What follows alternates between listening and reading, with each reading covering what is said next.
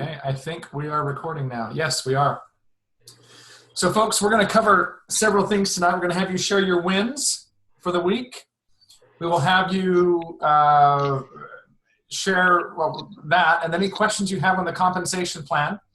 We're going to talk about the current compliance things that have come out and the policies and procedures and how NECAN will handle that.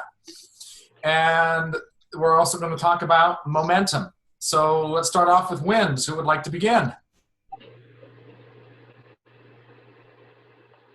Go for it, Shirley. I have an appointment with a woman that I just met last week, and she's coming for a presentation and a rollout Wednesday afternoon. Hooray! Everyone give her a hip, hip, hooray, hip, hip. Hooray! Let's see how it goes. Congrats. Where did you meet her at, Shirley? At a church sing-along. A church sing-along. Cool. Yeah. And what did you say to catch your interest about NECAN? She has a swollen foot. And I said, so Gail, why is your foot so swollen? And she says, it's not just my foot, it's my whole leg. And it's I can't pronounce it, saphenous nerve. Okay. That happened when she was pregnant, and she's not my age, but getting close. So she's had that for a very long time. And I wanted to actually talk to you or do a three-way with you or Darlene on Wednesday while she's here. Great. What time is she there? I don't know what a saphenous nerve is, or even if I'm pronouncing it correctly, but I'm hoping that you do. Yeah, happy to chat.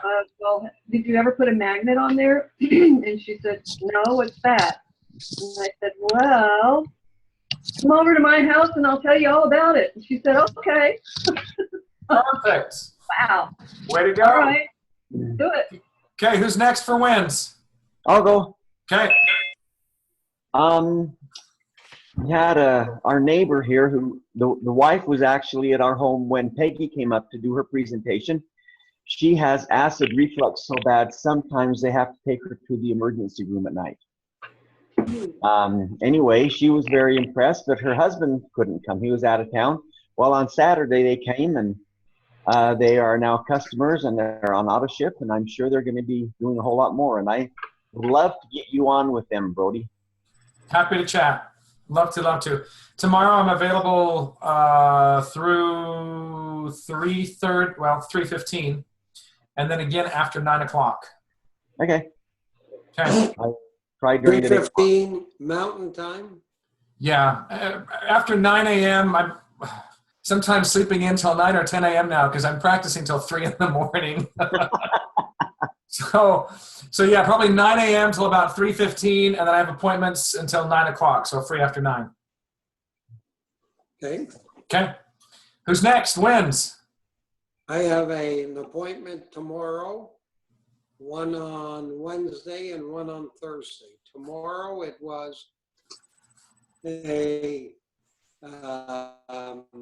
lady that we had met at a wine and cheese, and we got talking about, she works in a health food store, so we got talking about health, and then I told her a little bit about the things that I do, and I says, well, you know, why don't you come over, we'll do a show and tell, and you'll see what it is, and we'll take it from there. So she's coming over tomorrow for a show and tell, and I was at the community college doing some work in the library there, met a young person and got talking. I says, oh, by the way, I need some tutoring or some help with the Facebook because I'd like to do online type of stuff. So he says, oh, maybe I can help you. So I said, all right, I'll pay you for this. So we started talking, and he says, wow, I might be interested in this. So I said, all right, why don't we get together on Wednesday and we can talk about it, and we're talking about that. And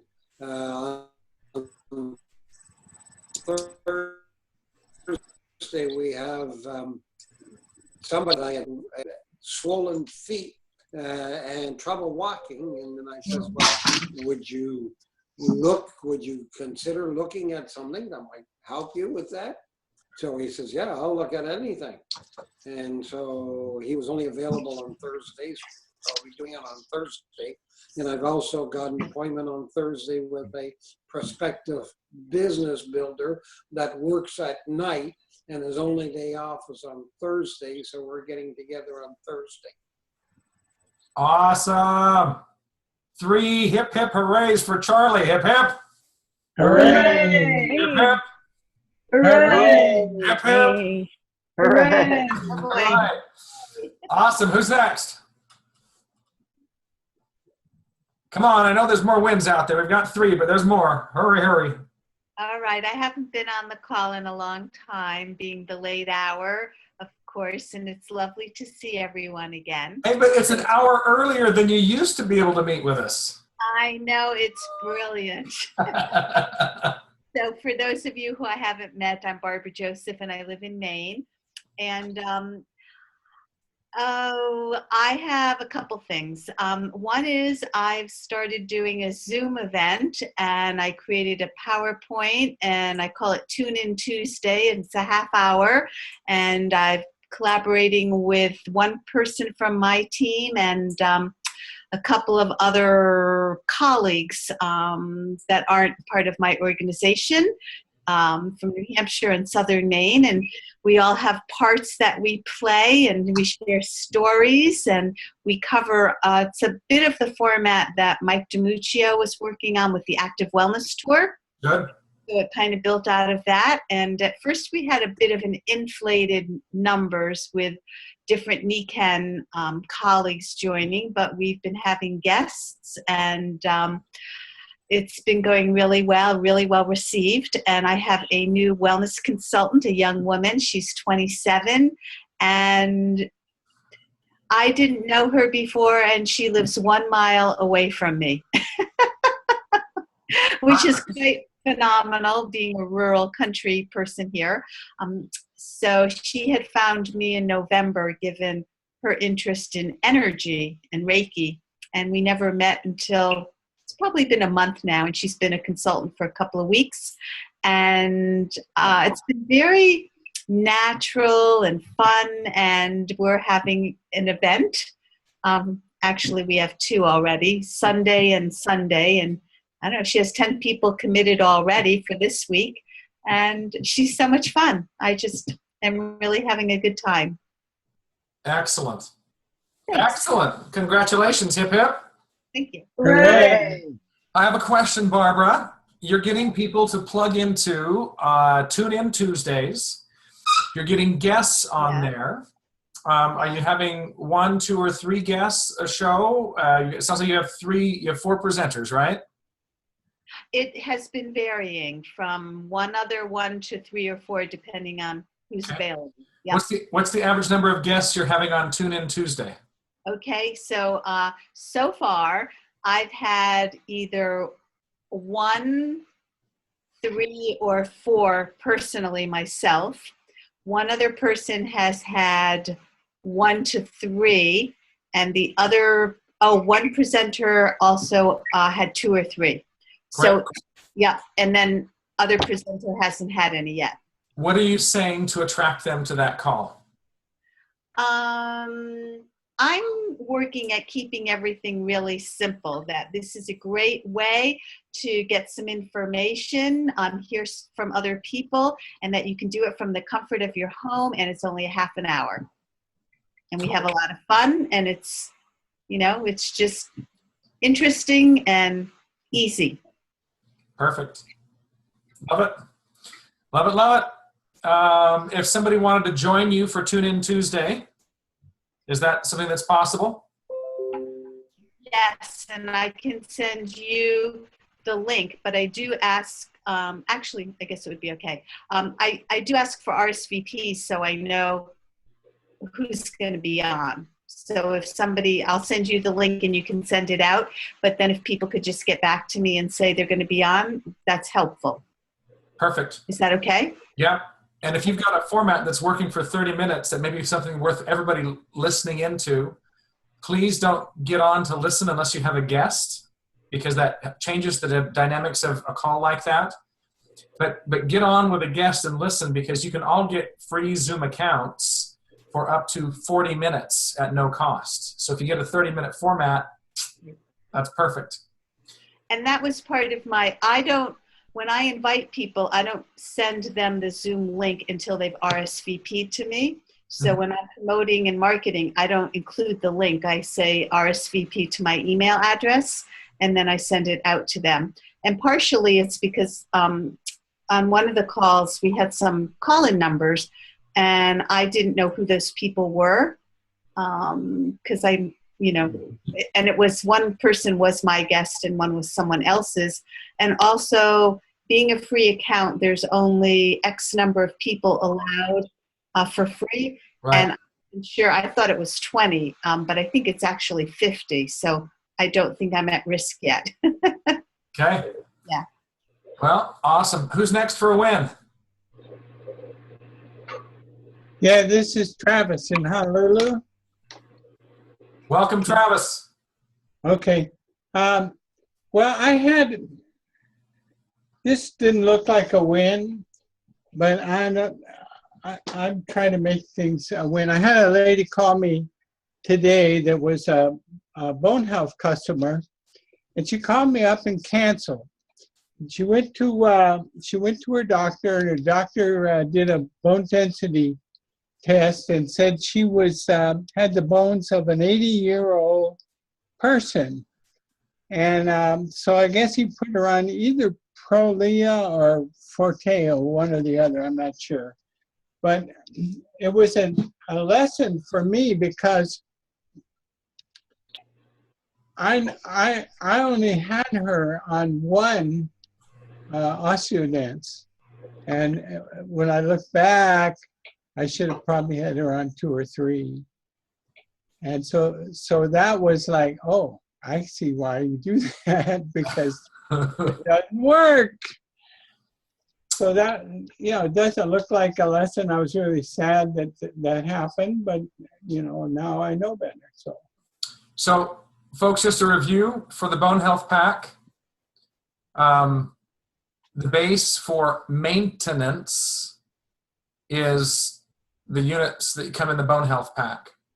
For a therapeutic dose, so to speak, so the first rung of that being osteopenia, you increase one of the products, which is OsteoDense, so that they're taking 2 a day. And then if they have osteoporosis, you increase it such that they're having 3 a day. Okay? All right. Any other, well, let's go ahead and move on tonight. Questions with the compensation plan, our topic at hand. Just before you get to that, could you tell me, when you're increasing it to 3 a day, how many calcium and how many of the lactoferrin? Excellent. So let me pull up a chart here, because sometimes it's, so if I have somebody who has osteoporosis, I have them on 3 OsteoDents. They're on, the current calcium requires 2 of the calcium and then 1 lactoferrin. If they have osteopenia, then it's 2 of the OsteoDents, the regular dose of calcium, and 1 of the lactoferrin. Once they're out of osteoporosis, once they're out of osteopenia, and we're on a maintenance dose, then we will have them on 1 of the OsteoDents, 2 of the calcium, and 1 of the lactoferrin. Okay? And the calcium is not the issue. We have enough calcium. The issue is, are there enough taxi cabs to take the calcium where it needs to go? Does that make sense? Yeah. Okay. Now, the only time that I will up lactoferrin is if someone has some inflammatory bowel conditions. And I'll just give you an idea. I have one person right now who is on 5 lactoferrin a day. And folks, if you want to start doing some major research, just Google lactoferrin and about any disease on the planet. You can Google lactoferrin and E. coli, lactoferrin and Giardia, lactoferrin and acne. You can Google lactoferrin and inflammation, lactoferrin and arthritis, lactoferrin and lupus, lactoferrin. There's a boatload of research happening out there with all of its inflammatory properties. I actually have someone taking, I need to take this back. It's not lactoferrin. They're taking 5 of the osteodents a day. And they're doing it to balance out hormonal issues, and it's a guy. And the wife says it is night and day difference when he is on that and when he is not. We have people that will take 4 of the lactoferrin immediately when they start getting sick, some sort of an infection, and then they'll stay on 1 every 2 hours after that to really stay on top of that thing in a major way. Lactoferrin is big. If people have an inflammatory bowel disease, they should start off with 1 lactoferrin, week 1, and in week 2, they go up to 2 lactoferrin, and then week 3, they go up to 3 lactoferrin, and week 4, they go up to 4 lactoferrin a day, and then they're going to come down this same pyramid. Okay, they're going to go down to 3, they're down to 2. They're going to settle somewhere between 2 and 1 of those a day. Okay, depending upon, we're talking people with an inflammatory bowel disease, Crohn's, celiacs, colitis, all that stuff. That make sense? Yeah. Spaced out during the day. They can space it during the day, and especially when they get to the 3 and 4, yeah, that becomes more important. But even then, I tell them that's ideal. But if you don't have the ability to remember, then take them all at once in the morning. They might lose 10% effectiveness, but yes, if they space it out better, but it's better to take them than not. Okay. Excellent. Any other questions? Any questions, compensation plan, before I go into the new compliance issues? Just the compensation for silver.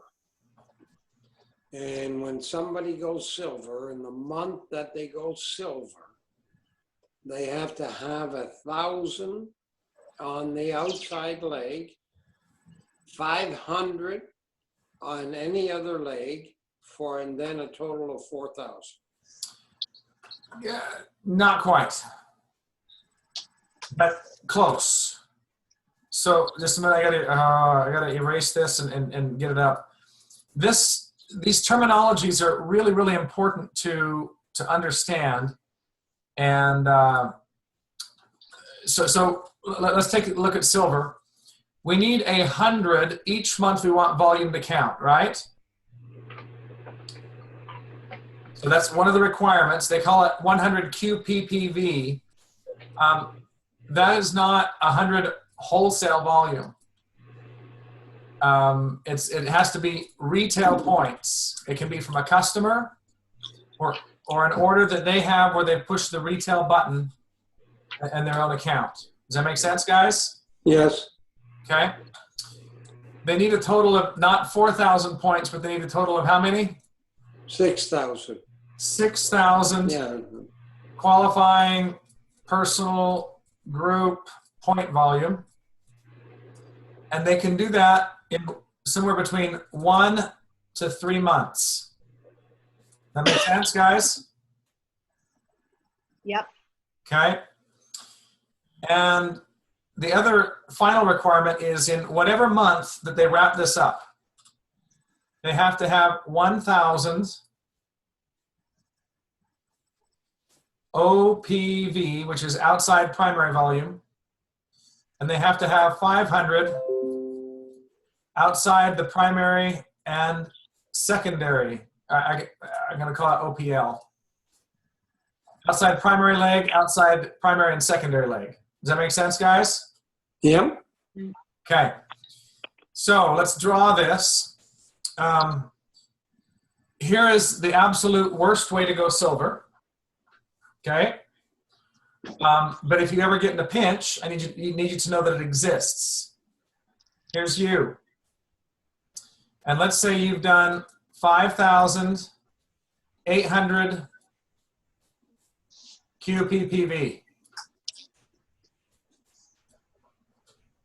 Okay?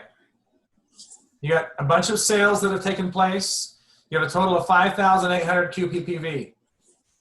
You have one leg that has done 100 points and another leg that has done 100 points. Okay? They need 100 points to count. Let's call this one the primary leg. First off, do they have their 100 points right here? Item number 1. Yes. Okay, do they have their 6,000 points total? Yes. Do they have 1,000 outside their primary leg?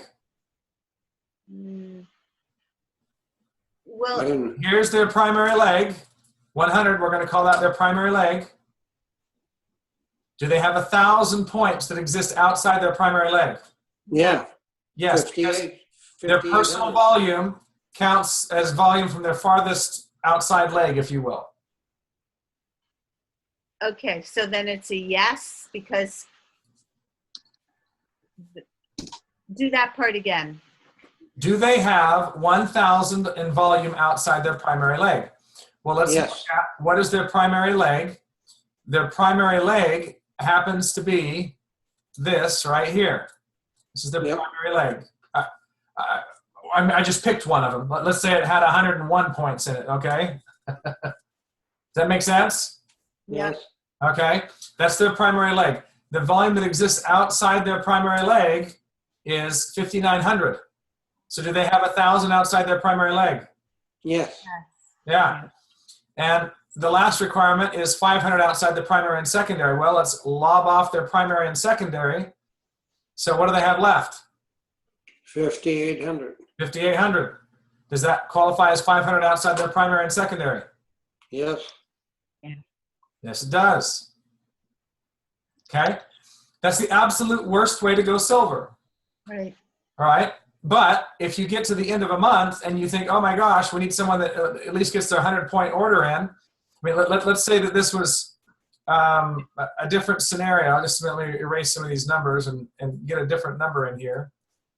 Let's say we're at, you've got one person that's got 2,000 points, and you've got yourself who has 4,000 points. Well, you have enough points to go silver, right? Right. Well, I better go out and at least get one other person who does 100 points. And then it's done. Okay. Anybody have any questions on that? I have a question in that, in the compensation plan, we just laid out what you need to go silver. Yeah. In the incentives to complete an entrepreneurial club, it's 6,000 points in 1 month, which is going silver, but you have to have 3 executives.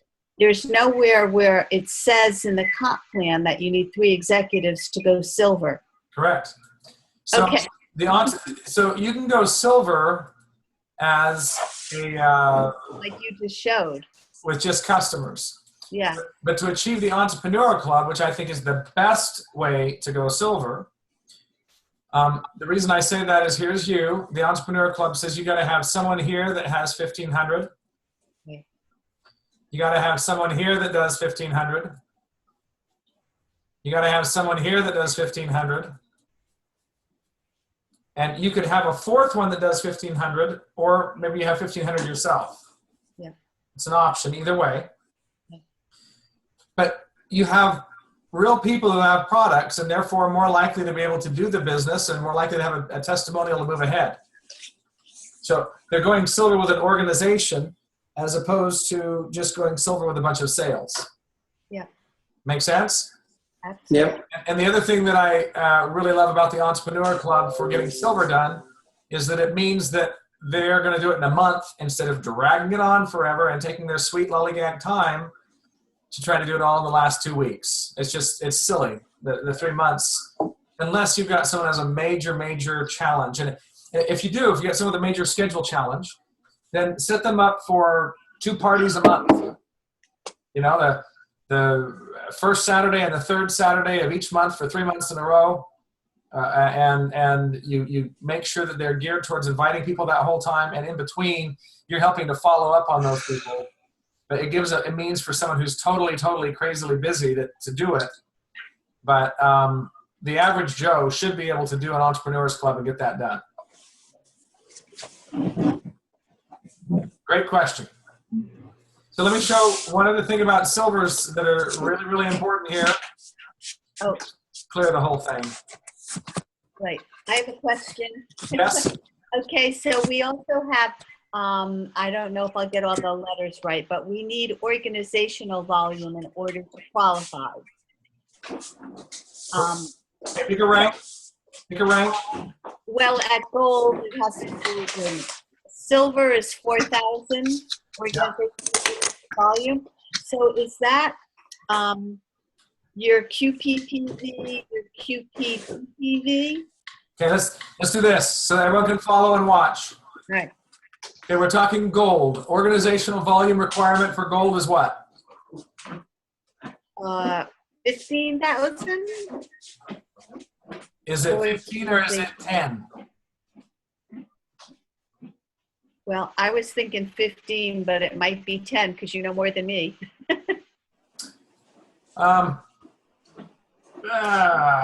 Someone can look it up while we're talking. We'll say it's 15. I want to see it.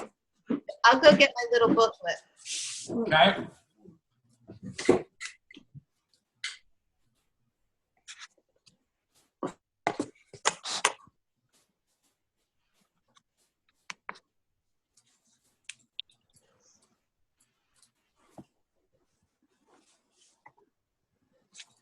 Organizational is 15. QOPV is 15,000 for monthly qualification.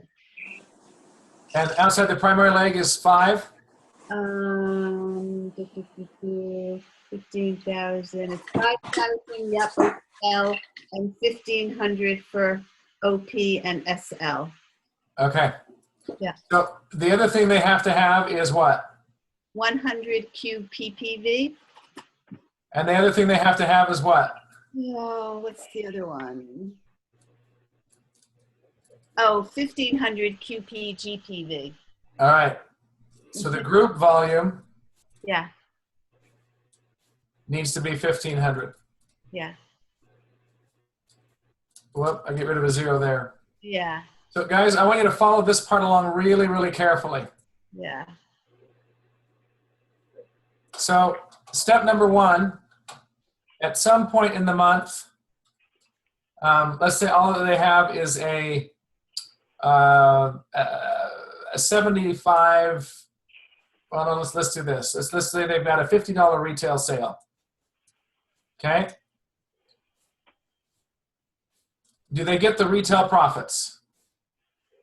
Yeah. No. Yes.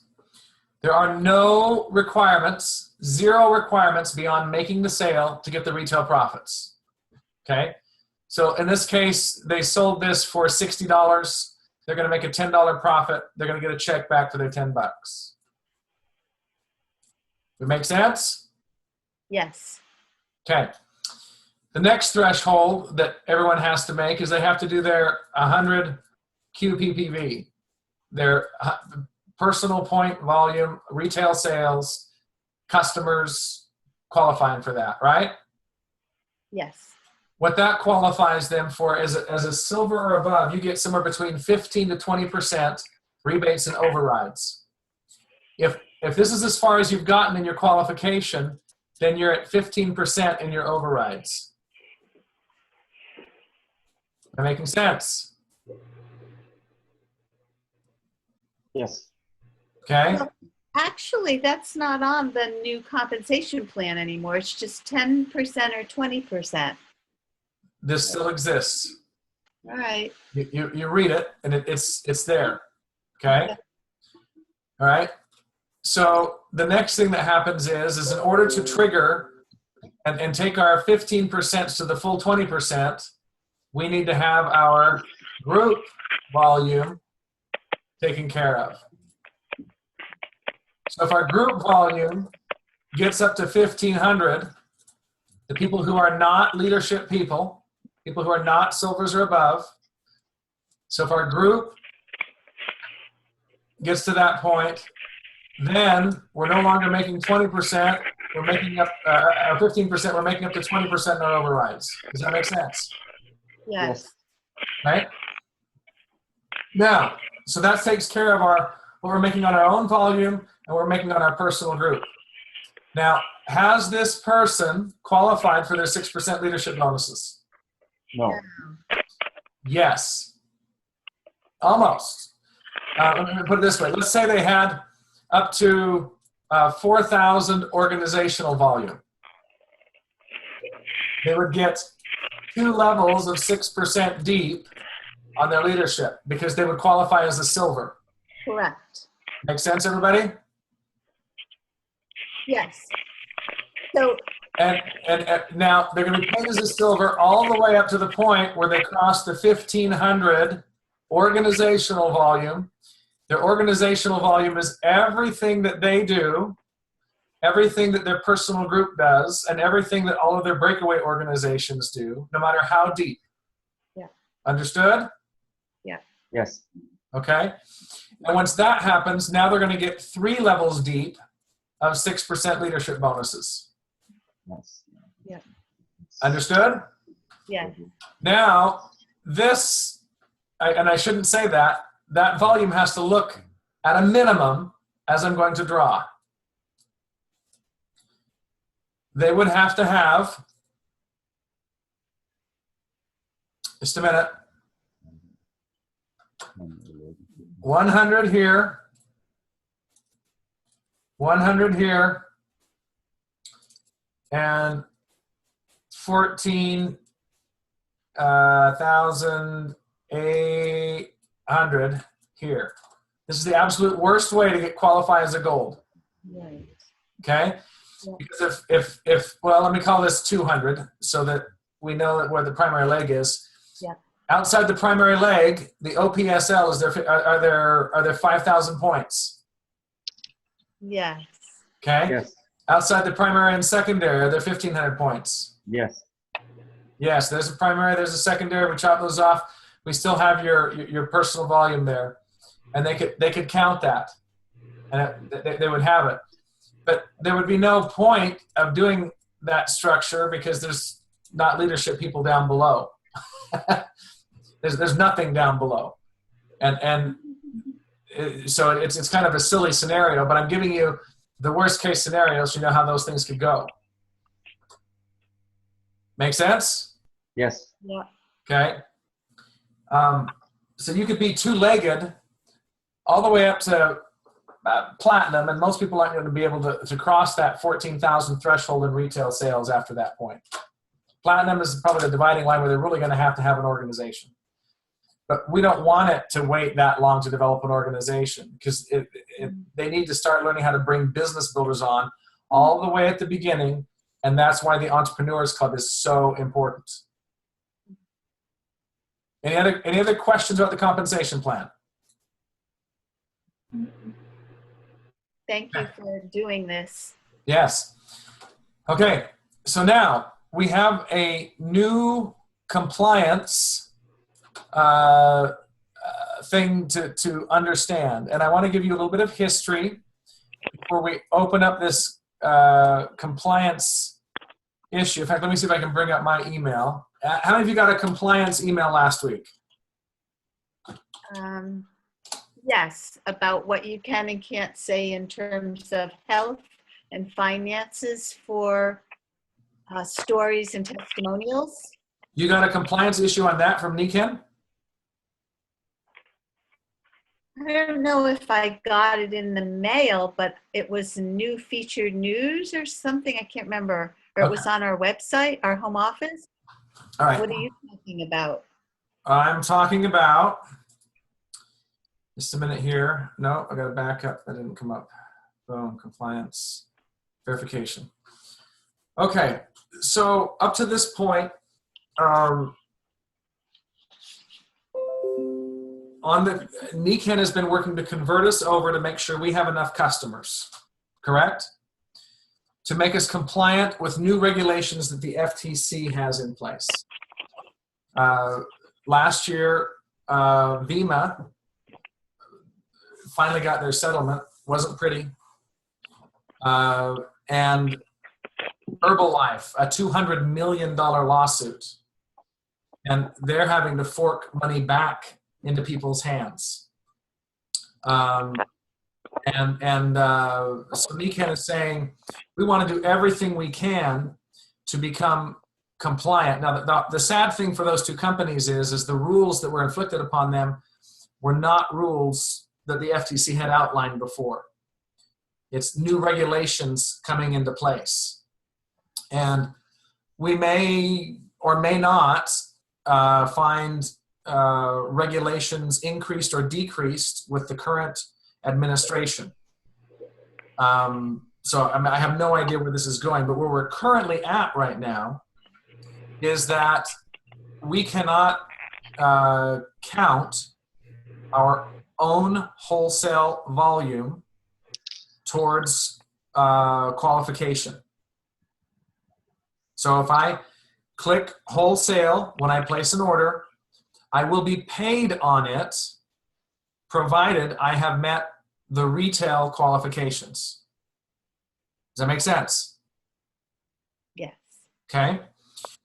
So last year, in fact, let me draw this out because this, and I don't know if it helps you guys when I draw this stuff out, but it helps me as I talk. It does help. Clear the drawing. So here is Brody and Peggy Industries. And we have a Nikan number, right? And when Nikan prints out what counts as a sale towards our number, towards our personal volume, they will count any order that I place on my my Nikan, provided it is clicks retail. Does that make sense? Yeah. They will also count any volume that comes from a registered customer who places an order through their ID number, and they will also count any volume that comes from my PWP. Does that make sense? Yes. Yes. Okay. Now, all three of those cases are times when the retail button was clicked. Those orders will count towards my points, my qualification points. Now, if on the other hand, I have placed a wholesale order, a big W over here, that order I will be paid on, provided I have enough retail points to cross that 100 point mark.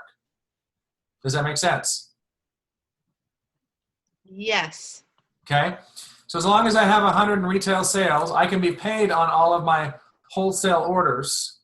But those wholesale orders don't add up towards my 1,000 or 1,500 group volume requirements as a silver or above. Anybody have any questions about that? I understand it, and I'm looking forward to seeing where you're going. All right. So the next thing that has taken place is that there is now I typically have somewhere between, I think 15's been my high number of customer sales in a month. And I'll go usually between 7 and 15 customer sales a month over the last year and a half. When I place my own orders, I have taught my organization, click the retail button. And that way you get points for your own orders. Okay? Give it an example. Last month, my auto ship was retail. It had 2 CM creams on it. I sold those 2 CM creams to customers. Those were not personal use CM creams. I wanted to get points for those. I have people in my organization who order bundles of duct tape, and they click the retail button so they get the points, and they are constantly selling duct tape. It's not one retail customer, it's always going out. So it is actual retail sales, but they get delivered to themselves, and they're not paying, oodles and gobs of excess shipping. For instance, when I launch a new distributor, we'll often go to their house, do a party. They'll have 7, 8, 9, 10 people there. Let's say 3 of them place an order, and we say, hey, we can get decreased shipping for anybody who orders tonight, because we can put it all in one bundle. So if you're thinking of the bone health, and you're thinking of the CM cream, and you're thinking of this, and you're thinking of that, let's just pop it together in one order, and we can save you guys $30, $40 in shipping. That make sense, everybody? Okay. Okay. Here is the new conundrum that we find ourselves in because of regulation. All right. The new conundrum is that the company, should we ever be audited? Should NECAN be audited in the future? They want to show real customer sales. That's not a problem with a registered customer. That's not a problem with someone who orders off your PWP. Where it becomes a problem is if I place an order that's shipped to my house, then the FTC would go, well, is that a real customer? Is there a real customer there? Is Brody just buying things for himself? Am I making sense, everybody? Yes. Yep. Okay. So let me get another color to illustrate. I'm on my NECAN. I place a retail order, and it goes to my address. Now, there's a chance that this order is really for me, and I push the retail button. There's a chance that this order is really something that's going to go to an end customer. For instance, I had somebody that was going to be out of town to a trade show, and his wife was not home during the day. He did not want UPS delivering it during the day. I said, hey, let's ship it to my house. And we shipped it to my house, and then I drove 15 minutes to take it across town at a time when his wife would be home. Okay? Real life scenario, just happened. Their first 2 auto ships were delivered to me. These are real orders, okay? But in that case, where it arrives to my address, from now on, it's going to trip a flag at NECAN headquarters. And I'm going to get a compliance email notifying me, and I want you guys to be aware of how and why this works so you can explain it to your people, okay? The compliance letter is not saying you have to submit a retail receipt. The compliance letter is saying these need to be real orders to real people. I will read the compliance letter to you. They're already working on rewording it so that it clearly matches, but I asked very carefully what is going to happen here. If a registered customer places an order, so look at the chart.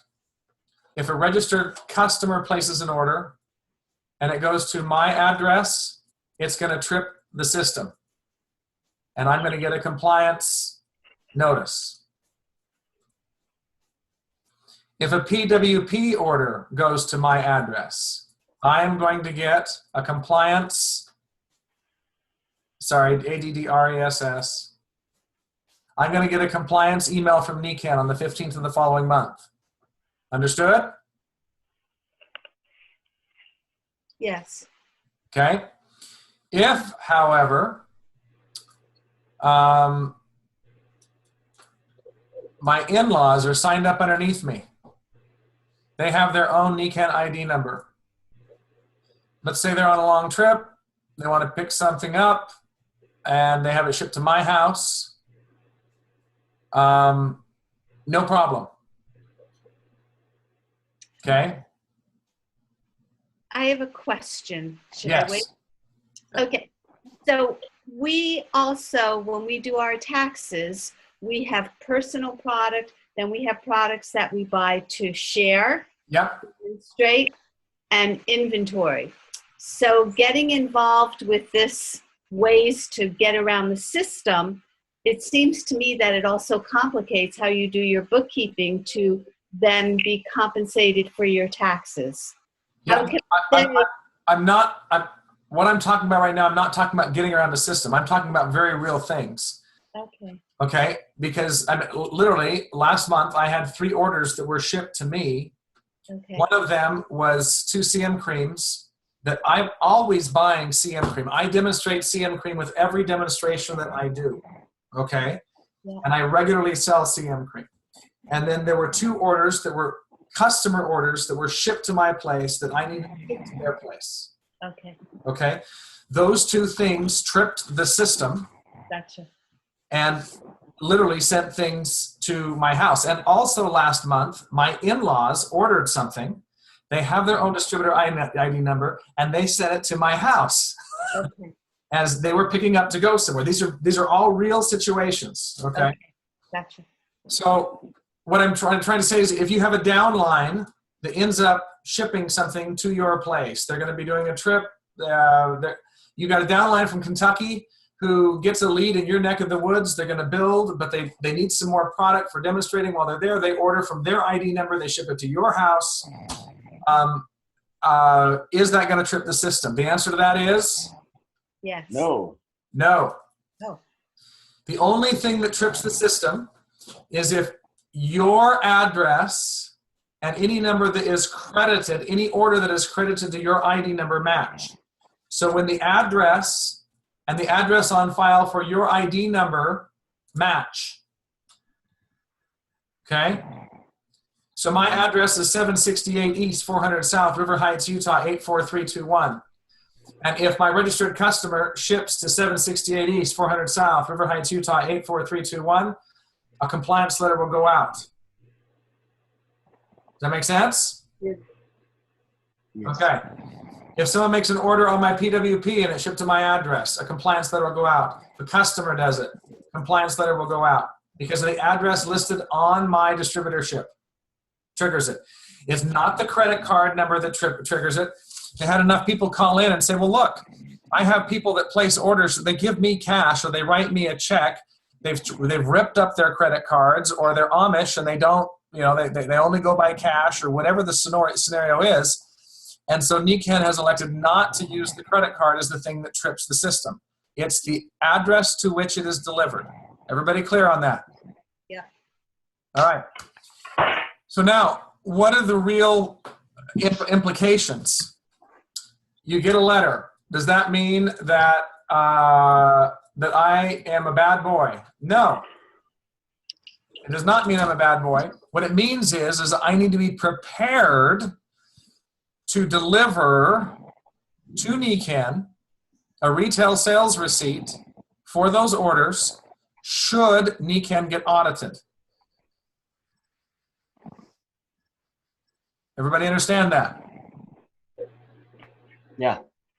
Okay. So next month, if this happens again, guess what? I'm going to get another letter. I get another letter that tells me, hey, Brody, there's this situation. NECAN has to be compliant with the FTC. And in order to be compliant, you need to be prepared, Brody, to submit retail sales receipts to us should the FTC ask us to have those sales receipts. Was that clear? Barbara, I see you shaking your head. Brain's going in different directions. Okay, so let me show you. Let me show you. Clear the drawing. Okay. Here's the FTC. Yeah. Federal Trade Commission. Here's NECAN, and here is Brody with a customer who shipped an order to his house. Yeah. NECAN is warning me right now that at some point in the future, I may need to be able to give a retail sales receipt. Right. Everyone understand that? Yeah. Is this compliance letter saying I have to submit it right now? No. No. It's saying, Brody, have in your files, have it ready in case. Okay? So now, let's wind the clock ahead 2 years from now. Let's say the FTC comes to Nikan and says, all right, Nikan, everything looks good except for, I see about 20,000 orders that could be suspicious out there. I'm going to ask you to submit retail sales receipts for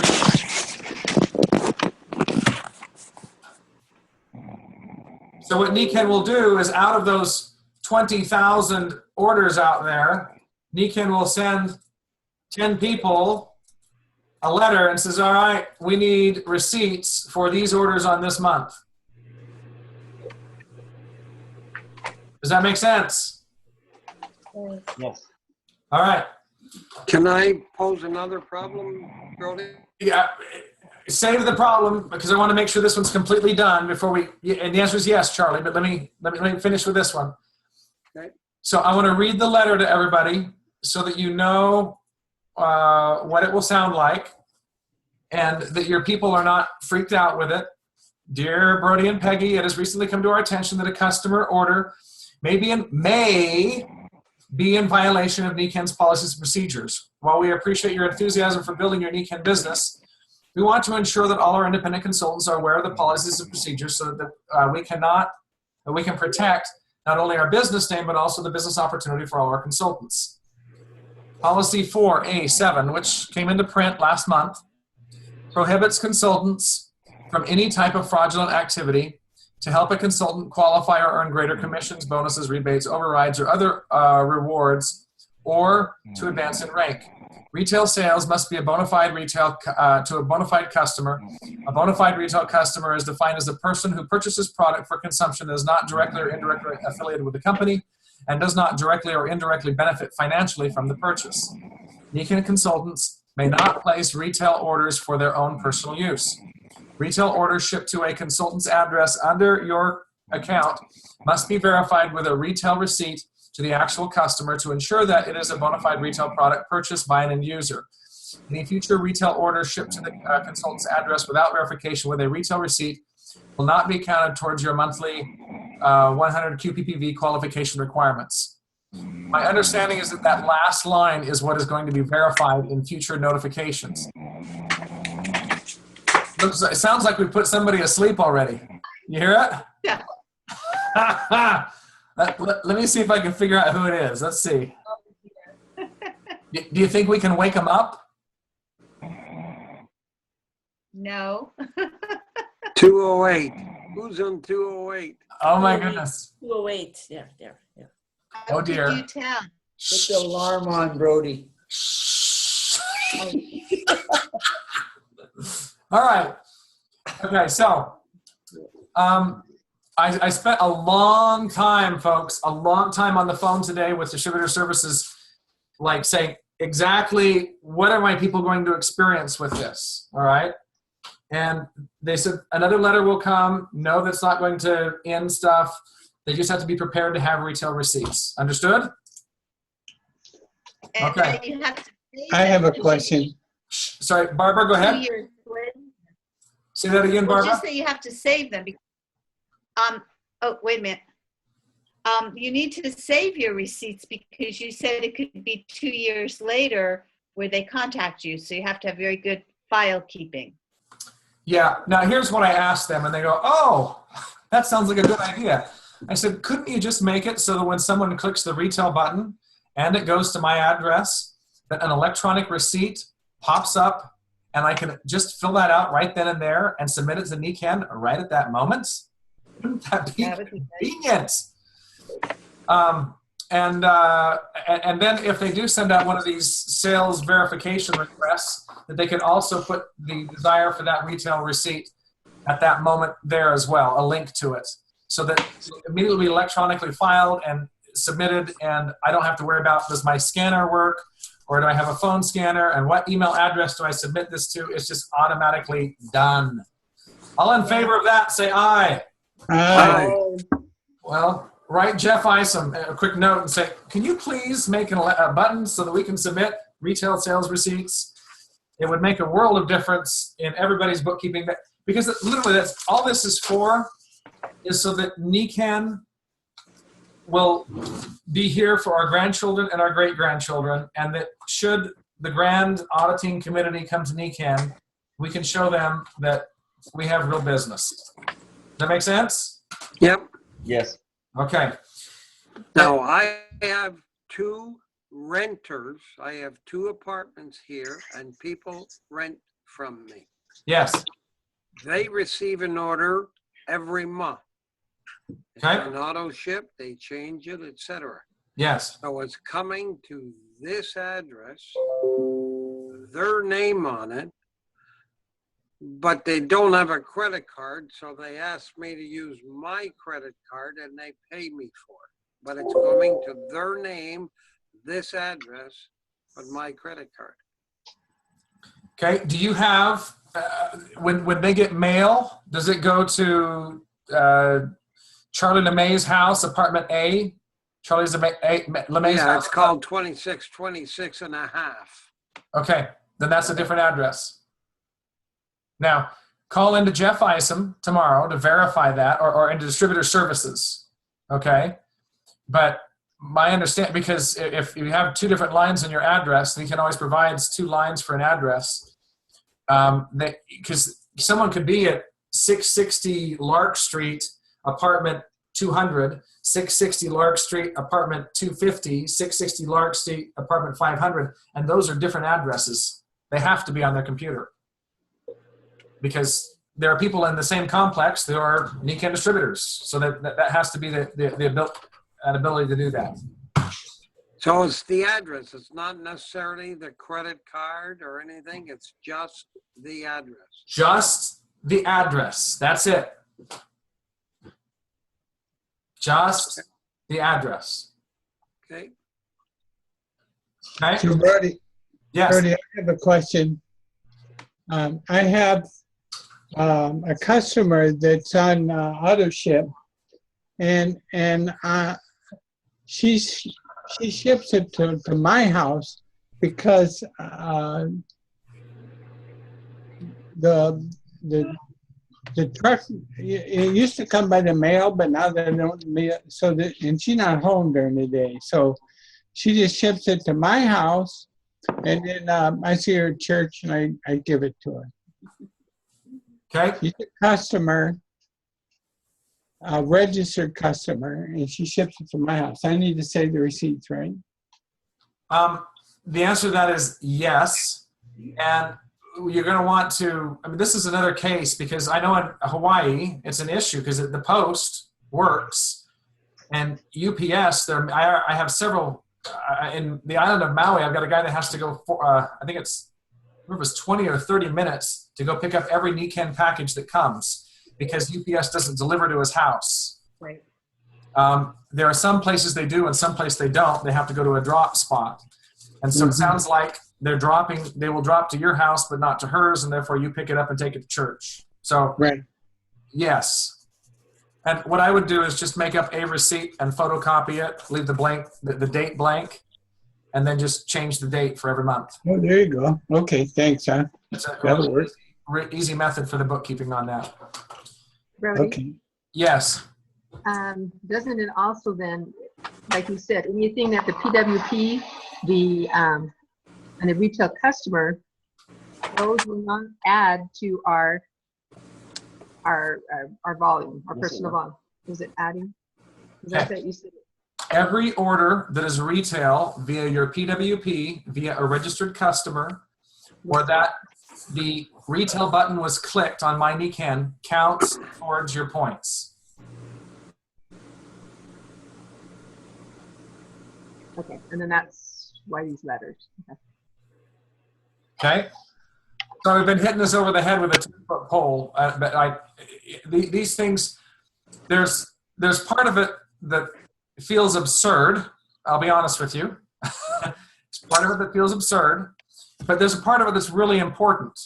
Okay. You want to hear why some of this is really important? Yes. Okay. So we're going to wind the clock back to 1990. NECAN entered North America in 1989. And when NECAN first entered, it was 40,000 points to go silver. And you didn't have to have somebody else signed up. It was a retail model. The early Japanese model was a retail model.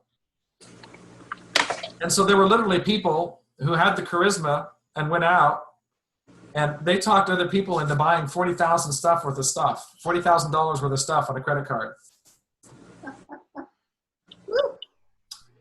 There were enough of those that got together and realized, hey, that happened to you, that happened to you. And they called an attorney, and the attorney forced an injunction wherein Nikken had to provide the addresses for everybody in the company. A class action lawsuit letter was sent out to everybody in the company.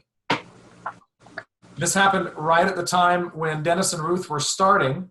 So like in their first or second month of getting started, they saw that Nikken was under a class action lawsuit. How's that for a welcome letter? Wow. And at that time, there was what was the problem? There was a problem with the vendor who produced the magnets for Nikken heard about the class action lawsuit, and so he would no longer produce the magnets for Nikken. Another company started up. So at that point, Dave Johnson has 3 legs. What level was he then? Gold. He was the gold. 2 of his legs quit and joined Dave Johnson's sponsor in the other company. Been going on for years. This is back in 1992 or 3, something like that. Wow. Can you imagine the perfect storm of, hey, Nikken's being sued, and the people who produce the magnets are no longer going to produce them for Nikken. They're going down. Come join us. The biggest money ever made in Nikken took place way after that. But had something like this been in place, would those problems have ever happened? That wouldn't have happened. Okay. It really makes sense to me. It's just that we were trained a whole different way. Bingo. So it's a whole other mindset. And if you can let go of trying to figure out and finagle and all of that and just build a customer base, it's so much healthier. Good.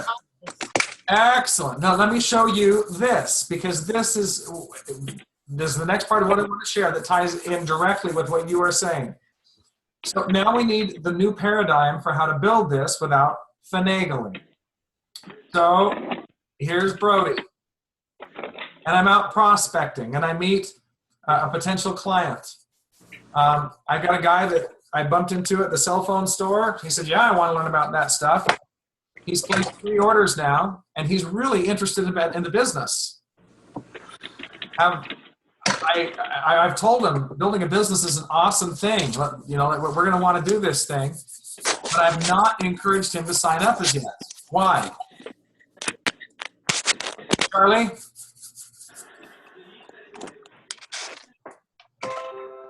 Charlie, you're moving stuff and making noise. I apologize there. Yeah, just I'm running low on. All right, I'm going to mute you, Charlie. Okay. So here's the deal. When am I going to sign this customer up? I'm going to tell him, make your 100-name list. Let's get some people together in your home. And when you have some customers who are ready to get going, then it's worthwhile for you to put your money in and eat distributorship. Does that make sense? Yeah. Okay.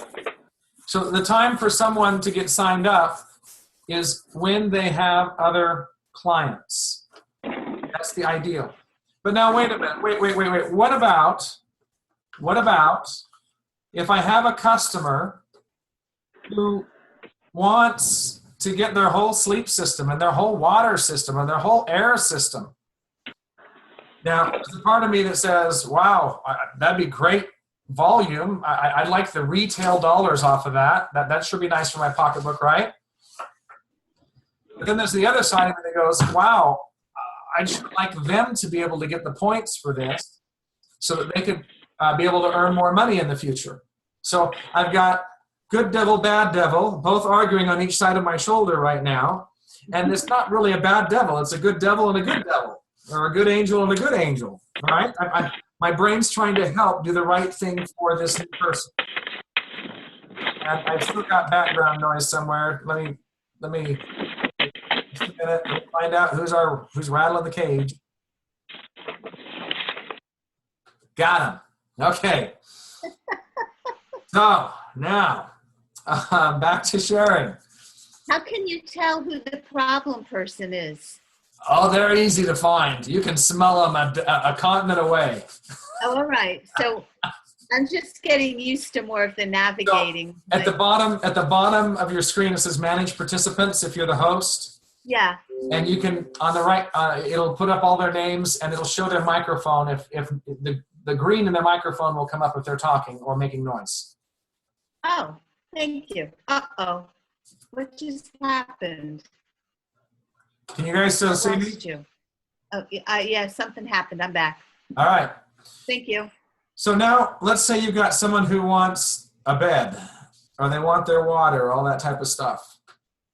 So how can we get this volume to count? How can we get this bed and this water and this air to land somewhere else and go? Well, I was talking with Dave, and he says this is what he's doing with all the people that sign up. He says, now, you're ready to get your stuff, right? Right. Well, let's see about jumpstarting your business. Who's a good friend you have that you'd like to be involved with you? Well, I'd like John involved with me. Well, let's call them up and tell them we're shipping them a bed and some water, and we want them to try this out.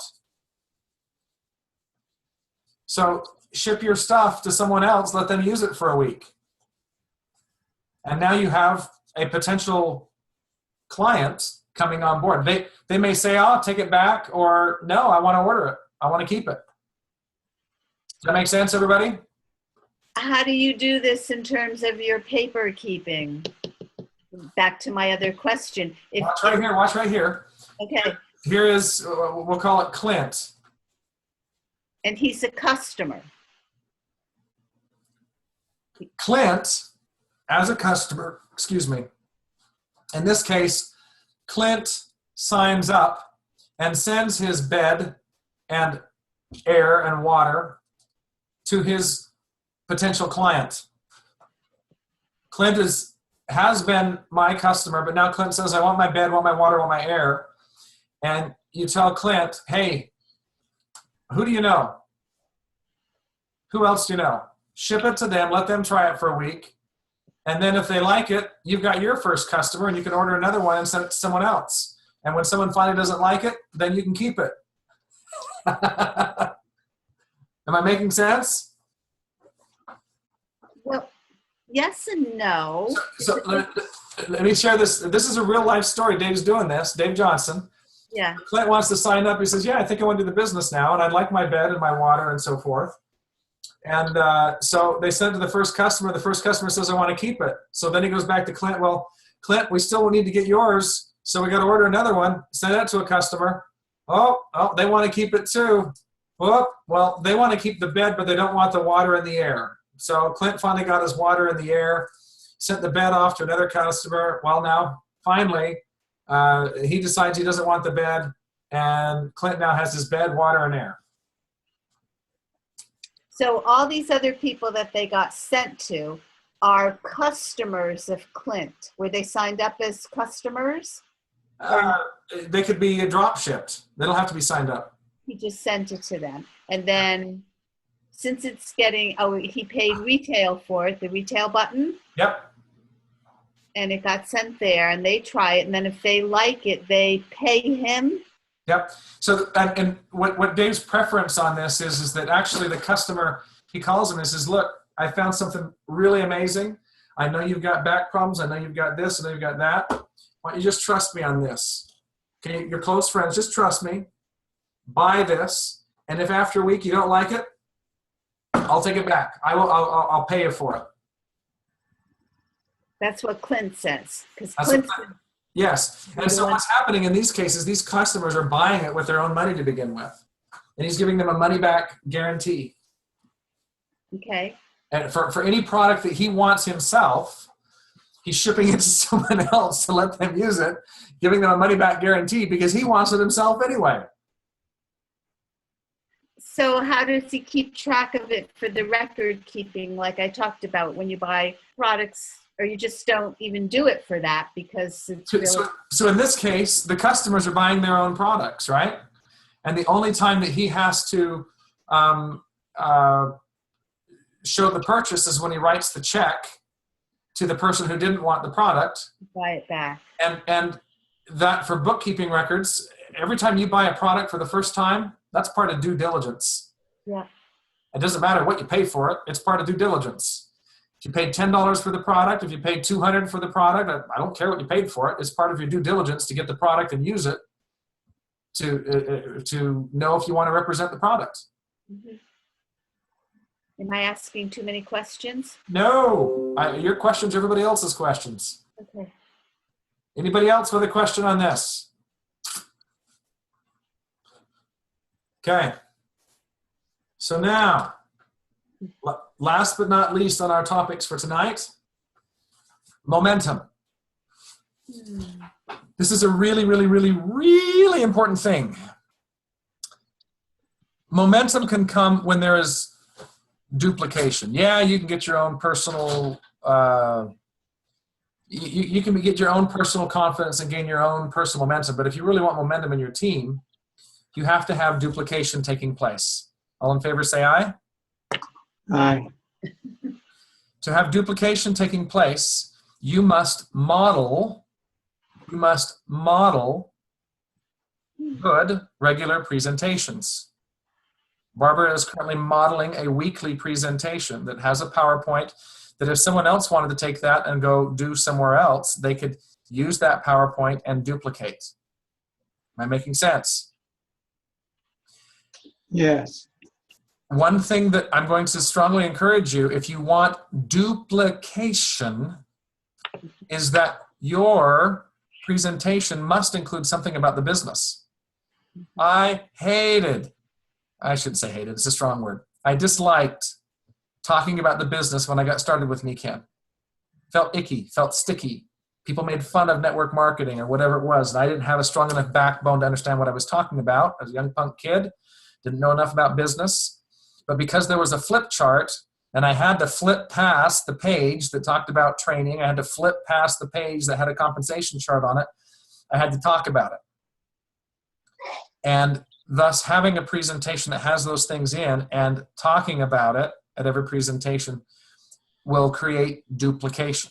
So the one thing that I will encourage you to all to have is some sort of a tool that you're utilizing when you are making a presentation. Understood? Okay. The next thing I want to talk about in duplication is you got to have a training. You have got to have a training. And do not say, when you're ready to get started, we'll have the training. Once a month, you need a training. And even if your person says, well, I think I'm going to get started 3 months from now, well, come to the training now so you can understand how the business model works. And as you bump into people between now and then, you'll know what to say. Come to the training now. Let me share with you a real life story, because over the past year, we've had this huge emphasis on retail customers. We had a bunch of people that started giving presentations, only talking product. Occasionally, someone will become interested in the business, but no business training aside from, wow, if my sponsor happens to live a few blocks away from me and I can take them with me on appointments, I'll have a way to get started. So I've got a distributor back east, very capable distributor, who signed up, finally got her best friend on after 5 years. Best friend got excited, got the products, loved them. 6 months later, the best friend calls her up to invite the sponsor to join the best friend's new network marketing company. And you go, oh, whoa, what happened? And she said, you got a really amazing product line there. but I needed training. And this new company, you should see the training they have lined up for us. And it's really sad because Patty's a platinum and has all the skills in the world. And she had told this gal, the gal had said, I'm really busy right now. In 3 months, I'll get started. But because this gal didn't see that there was training, there was something on the calendar that was there, she elected to go somewhere else. Am I making any sense? Okay. You need to have a basic training that says, make your list. The basic training that says, here's your PWP, really simple to easy to duplicate, email out to people when people have questions. You ought to get some personal products so you have some experience. When you get started, take your sponsor with you on your appointments. I mean, it can be an hour long for that matter. But, and tell your customers, hey, I don't know if you have any inkling in doing this as a business, but you ought to come and take a look. Come and take a look under the tent at what's involved in doing a training. But it talks about making a names list, what you might say to a prospect to catch their attention, a tool they might use for doing a one-on-one. They've got a website, and they've got you for help. I mean, even something that basic and simple. And what I do is in my basic training, I say, you want to get to silver as quickly as possible, so you're not just making 25%, you're making 45%, the combined volumes of the silver ship plus the retail profits. So they get launched on a plan there, and then you say the best way to do that is an entrepreneurs club. But if you had those elements that were there, and an opportunity for people to come and plug in and hear that, it would make a big difference. Making sense, guys? Yep. All right. We've gone over tonight. I'm sorry. It's because I asked so many questions. I'll take the blame. Okay. No, we'll give you the credit for getting the answers. Oh, thank you. All right, folks. Great call. Thank you, guys, and we will see you next week.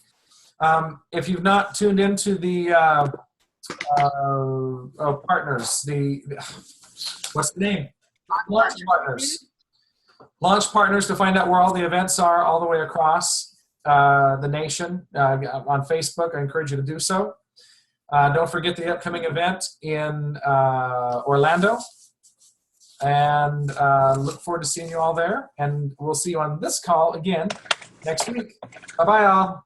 Bye-bye. Thank you. Bye. Bye. Thanks, Brody. Thank you.